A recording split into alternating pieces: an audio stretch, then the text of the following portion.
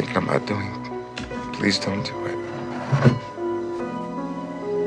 Welcome to MsMojo, and today we're counting down our picks for the bad choice cinematic entertainment for that first date. We're focusing more on movies that you might actually see on a date, not necessarily movies with the most gruesome or unromantic content. Number 10, The Notebook. What's that? Why wouldn't you want to see a movie as sweeping and romantic as The Notebook on a first date? Because who wants to try to live up to what Allie and Noah had going on? You wrote me? Yes. It wasn't over. It still isn't over. The romance here is just off the charts, storybook perfect. At the same time, we also get to see their entire relationship from its sweet beginnings to its complicated middle and ultimately to its bittersweet end. It's a lot. Who are you? I'm Noah. I'm Noah and you're Allie. What do you want? What are you doing here? Come on, baby. Don't come near me! Don't you come near me! Allie. A first date is when you're still feeling each other out. Seeing The Notebook would be the cinematic equivalent of talking about moving in or having kids together. Say it. I want to go out with you! Say it again. I want to go out with you! All right, we'll go out. Number 9, Funny Games. What do you want to do now? Would you be so kind as to go and make us something to eat? A horror movie can be a great choice for a first date. When you get scared, you can just cling to the other person and get cozy. But Funny Games is not the one. Before you know it, you're watching a nice family being tormented by a pair of sadistic criminals who enjoy testing their devotion to each other.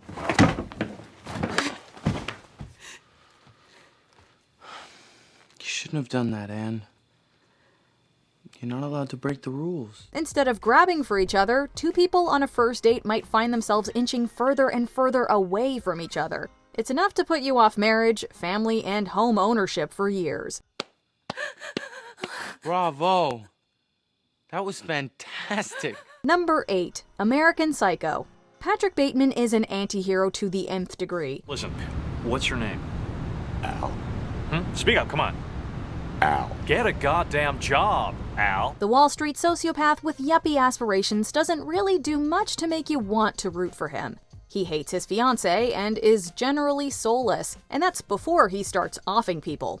American Psycho takes you on a journey through Bateman's savage and relentless psyche. Most people probably don't listen to the lyrics, but they should, because it's not just about the pleasures of conformity and the importance of trends, it's also a personal statement about the band itself. Hey, Paul! Ah! He goes on a lot of dates himself, but his way of ending the evening with the women he takes home is pretty unconventional. Graphic, brooding, and completely disorienting. The movie makes you wonder what the virtual stranger sitting next to you might be hiding. I killed Paul Allen with an axe in the face. His body is dissolving in a bathtub in Hell's Kitchen. Number 7, Old Boy. 당신이 사랑하는 모든 여자를 죽일 거거든요. 뭐 아무튼 당신은 자기 여자 잘 못 지키기로 유명한 남자잖아요.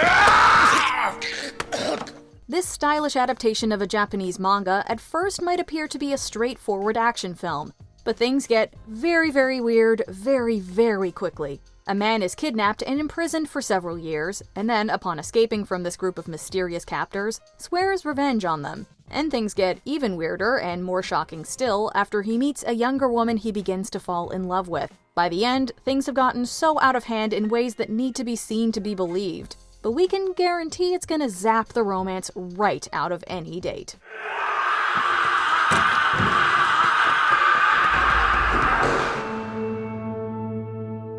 Number 6, Eternal Sunshine of the Spotless Mind. Are you screwing with me? No! You are screwing with me. Joel, I'm not. You clearly are. Jim Carrey and Kate Winslet star in this non-linear and cryptic drama about two exes who participate in a program to have their memories of each other systematically erased. Eternal Sunshine is heartbreaking and mournful. It poetically communicates the beauty, sadness, confusion, and mixed emotions of the end of a relationship. Are we like those bored couples you feel sorry for in restaurants? Are we the dining dead? I can't stand the idea of us being a couple people think that about. That's exactly what makes it a cursed first date movie. It's not exactly the kind of thing you want to be thinking about at the start of something new. This is a perfect post-breakup movie, and maybe even a perfect date movie for further on down the road in a relationship. Although it hardly fits I'm a vindictive little bitch, truth be told. Gee, I wouldn't think that about you. Number 5. Midsommar. Okay, well then you can bitch to us about how much you regret it for that day, and then we'll remind you again that you've been wanting out of this stupid relationship for like a year now, and then you can find a chick who actually likes sex and doesn't drag you through a million hoops every day. Traveling to rural Sweden for a midsummer festival, partners Christian and Danny are not exactly in a great place when they arrive. She's traumatized by her family's deaths, and he's decidedly unable or unwilling to help her cope. It's a doomed relationship even under the best of circumstances. The strange and increasingly violent customs of the festival only drive them further apart. Feeling okay?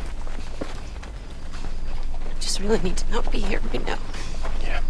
Ultimately, Midsommar's divisive conclusion draws a line in the sand for viewers. If you and a first date come away on opposite sides of that line, the relationship might just be a no-go.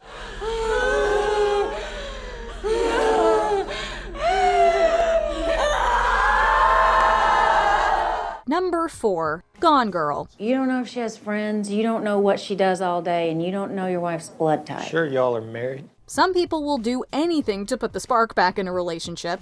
The sociopathic protagonist of 2014's Gone Girl decides getting revenge on her husband and showing him just how good she was to him is worth staging her own murder and framing him.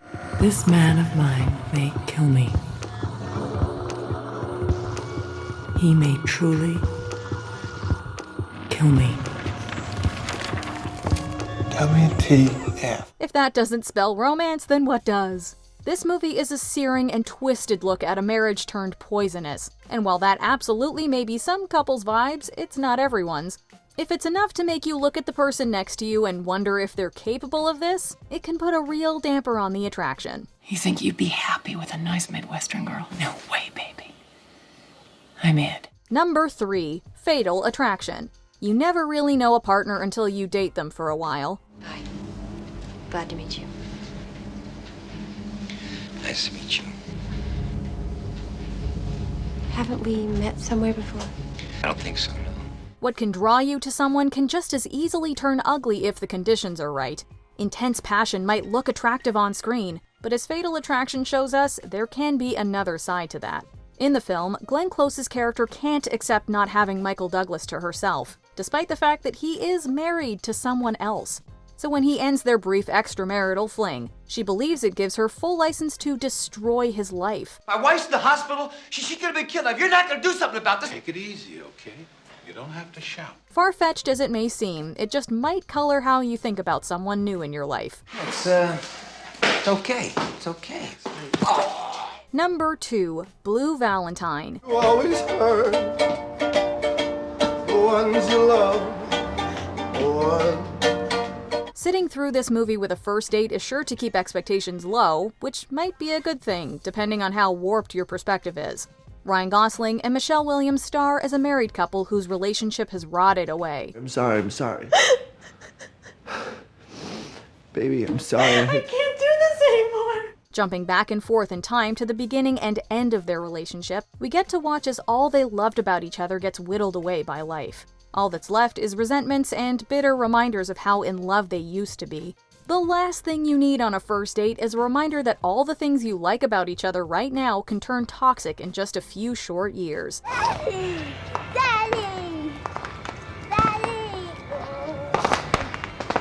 Frank, you gotta go back, okay? Before we continue, be sure to subscribe to our channel and ring the bell to get notified about our latest videos. You have the option to be notified for occasional videos or all of them. If you're on your phone, make sure you go into your settings and switch on notifications. Number 1. Antichrist. You shouldn't have come here. You're just so damn arrogant. This polarizing horror film is a surreal and emotional roller coaster of violence, grief, and trauma. While this may make it a one-of-a-kind cinematic experience, it doesn't get a relationship off on the right foot. Marriage never looked uglier and less appealing than in Antichrist. It blurs all the lines between reality and fantasy, and straddles the fence between art and exploitation. You said you wanted to help me! Where are you? It would take a certain kind of couple with a pair of strong stomachs to walk away from this one wanting a second date. For the rest of us, it's probably best to avoid this one until a relationship is on more stable ground. What does that mean? When the three beggars arrive, someone must die. What's the most unfortunate movie you ever saw on a first date? Let us know in the comments. Why test me? Because I'm an idiot. Yes. Do you agree with our picks? Check out this other recent clip from MsMojo. And be sure to subscribe and ring the bell to be notified about our latest videos.